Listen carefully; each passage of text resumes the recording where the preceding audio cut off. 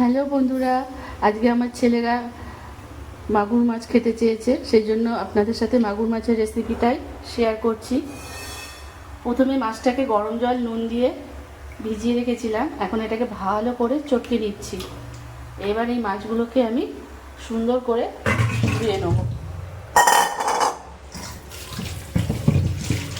ভালো করে সুন্দর করে ধুয়ে নেব, কেননা মাগুর মাছে অনেক বীজল থাকে।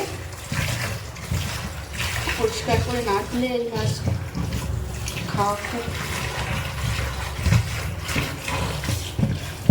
মাছটাকে ধুয়ে নিয়ে ভালো করে।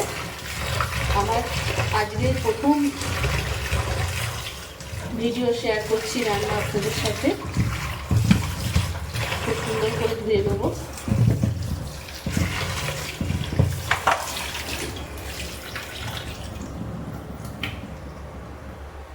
তো যাই হোক, মাছটা খুব একটা বড় পাইনি, এই সাইজেরই মাছ পেয়েছি আজকে।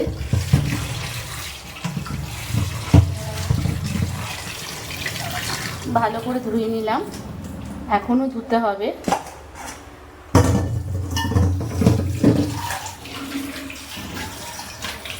খেতে যেমন ভালো, শরীরের পক্ষে যেমন উপকার, তেমনি এই মাছটা ধোয়া অনেক কষ্ট। ভালো করে না ধুলে পুরো আষ্টে গন্ধ ছাড়বে।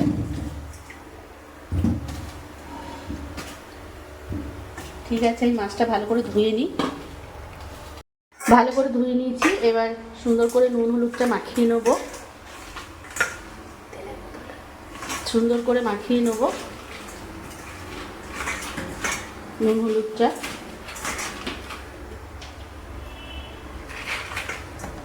একটু কাঁচা সর্ষের তেল দিয়ে নেব যাতে মাছটা না ফাটে।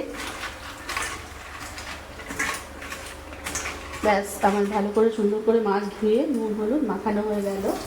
এবার আমি গ্যাসে কড়াইটা বসিয়ে দেবো। এবার আমি গ্যাসটা ধরিয়ে দিই, রান্নাটা শুরু করি। কড়াইটা গরম হতে থাক। এই মাছ খুব ফাটে, মায়ের কাছে শোনা, তাই খুব সাবধানে এই মাছটা ভাজতে হবে, না হলে একেবারে চোখে মুখে ছিটকে একাকার হবে। কড়াইটা গরম হচ্ছে, চিমনিটাকে চালিয়ে দিই। আর এই আমার দুটো রান্নাঘর, এই রান্নাঘরটা নতুনই একদম। মাছের, শুধু মাছ আর মাংস, মানে আমিষ জাতীয় রান্নাগুলো এই রান্নাঘরেই হয়। আর নিরামিষ রান্নাঘর আমার আলাদা, যেখানে শুধুই নিরামিষ হয়। কড়াইতে তেল দিয়ে দেবো, খুব বেশি তেল দেব না, কেন আমাদের ঘরে আবার বেশি তেল কেউই খায় না। সবাই একেবারে স্বাস্থ্য সম্পর্কে প্রচুর সচেতন। আমরা সবাই মোটামুটি জিম করি, যতটা লাগবে ঠিক ততটাই দেব। তাও এসব মাছে একটু তেল টেল না দিলে খারাপ লাগে না, জ্যান্ত মাছ তো খারাপ লাগে না। মাছটা ভাজতে তো একটু বেশি তেল লাগবে, সেরকম যদি বেশি পরে দেখি তাহলে একটু পরে ঝোলের সময় একটু কমিয়ে নেব।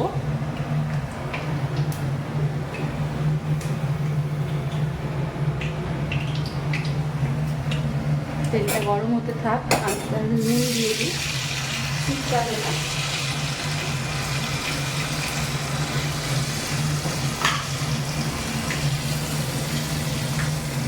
একটু হলুদ দিয়ে দিলাম আবার, যাতে না ছিটকায়।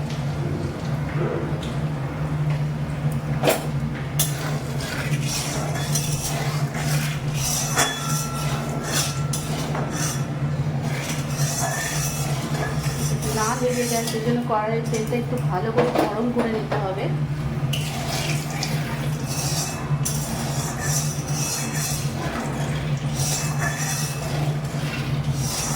এখনো ঠিক খুব একটা মায়েদের মতো করে পারি না রিস্ক নিতে।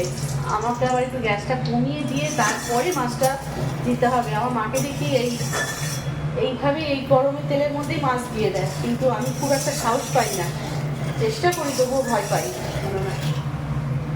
এবার কড়াইটা আমাকে গ্যাসটা একটু কমিয়ে নেবো, যাতে তেলটা একটু ঠান্ডা হয়ে যায়।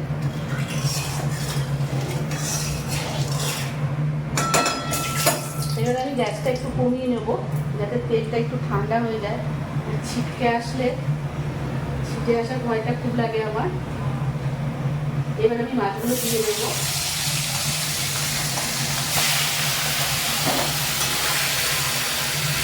দিয়ে এখন ঢাকা দিয়ে দেবো, এবার দিয়ে গ্যাসটা জোরে দিয়ে দেবো। এবার যদিও ফাটে তবু আর রিস্ক নেই। দেখা যাক কতটা ভাজলাম। গ্যাসটা আবার কমিয়ে নেবো যাতে না ফাটে। হ্যাঁ, হয়ে গেছে ভাজা। এইভাবে আরও বাকি মাছগুলো আমি আবার ভেজে নিয়ে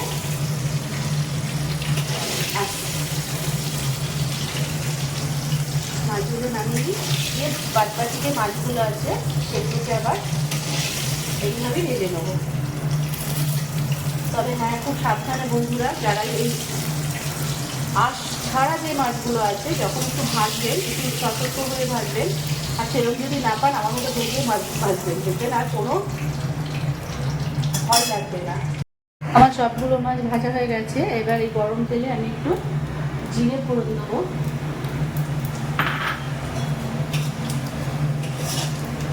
জিরে ফোড়ন দেবো, জিরেটা একটু ভাজা হোক। খুব বেশি তেল নেই এই তেলে। আমি এবার আলু আর কাঁচকলাটা দিয়ে দেবো।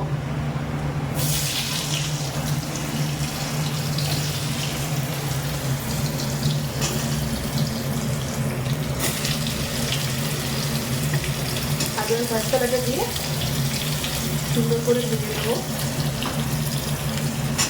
আগে আলুটা দিতে হতো, যাই হোক আমি একসাথে দিয়ে দিয়েছি। আগে আলুটা একটু ভেজে দিতে হতো।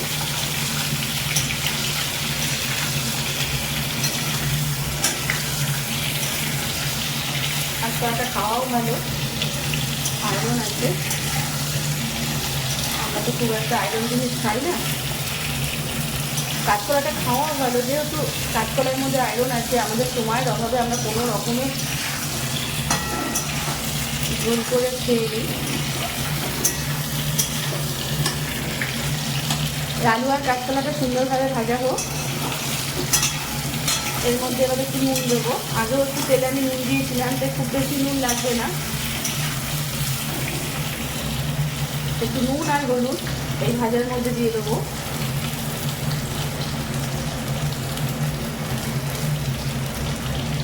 একটু হলুদ,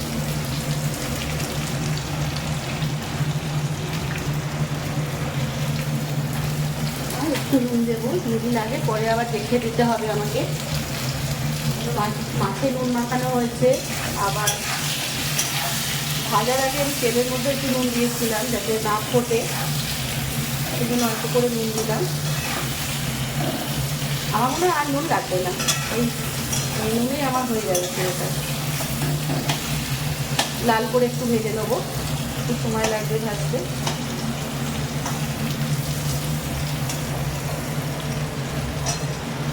ভালো লাগে খেতে জ্যান্ত মাছের ঝোল কাঁচকলা দিয়ে। ছেলেরা খেতে চেয়েছে বলে কথা।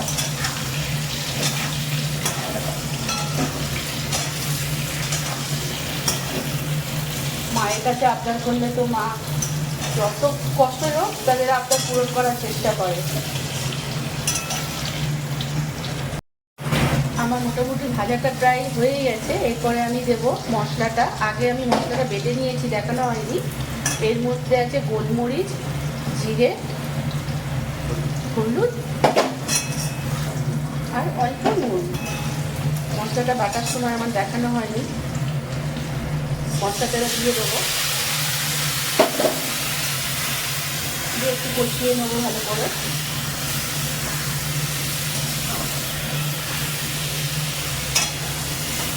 বেশি কষাতে হবে না, হালকা একটু কষিয়ে নেবো। খুব সুন্দর গন্ধ বেরিয়েছে।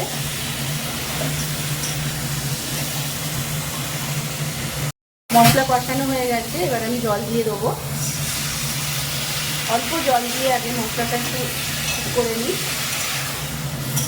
আমার মা নাকি বলে অল্প জল দিয়ে মশলাটা যদি সব সঙ্গে যদি মিশিয়ে নিই তাহলে নাকি ঝোলের স্বাদ আরও বাড়ে। তো আমি বলি যে সে তো সব এক জায়গাতেই থাকবে, এটা আবার কী করে হয়। যাই হোক, মায়ের কথাটা মনে পড়লো এখন, ওইভাবেই মায়ের মতো করেই আগে সবটা মিশিয়ে নিলাম। এবার আমি জলটা দিয়ে ঝোলটা দিয়ে দেবো। ঝোলটা একটু বেশি করেই দিলাম। একটু ফুটে গেলে মাছগুলো দেবো। আমি একটু চাপা দিয়ে দিই, তাহলে আমার তাড়াতাড়ি ফুটেও যাবে, গ্যাসটাও একটু কম পড়বে। ঝোলটা ফুটে গেছে, এবার আমি মাছগুলো সব ঝোলের মধ্যে দিয়ে দেবো। রান্না প্রায় শেষের দিকে আমার। মাছগুলো দিয়ে আমি আর 2-3 মিনিটের মতো ফুটিয়ে নেব। আর এই হয়ে গেল আমার মাগুর মাছের ঝোল। খুব হালকা লাইট, বেশি মশলা দিইনি, কারণ আমরা খুব কম মশলা খাই। তেলটাও আমরা খুব কম খাই, বেশি খাই না। প্রথমে আমি যে তেলটা দিয়েছি সেই তেলের মধ্যেই আমি সমস্তটা কমপ্লিট করলাম, আর তেল দিইনি। নুনটাও আমার লাগবে না, খাওয়ার পথে ছেলে জানাবে নুনটা কেমন হয়েছে, কারণ আমি রান্না করতে করতে আমি খুব নুনটা দেখি না, কারণ আমার একটা আইডিয়া আছে যে এই নুনে রান্নাটা কমপ্লিট হয়ে যাবে। তাই যখন আমি ছেলেকে খেতে দেবো ও বলবে নুনটা ঠিক আছে কিনা।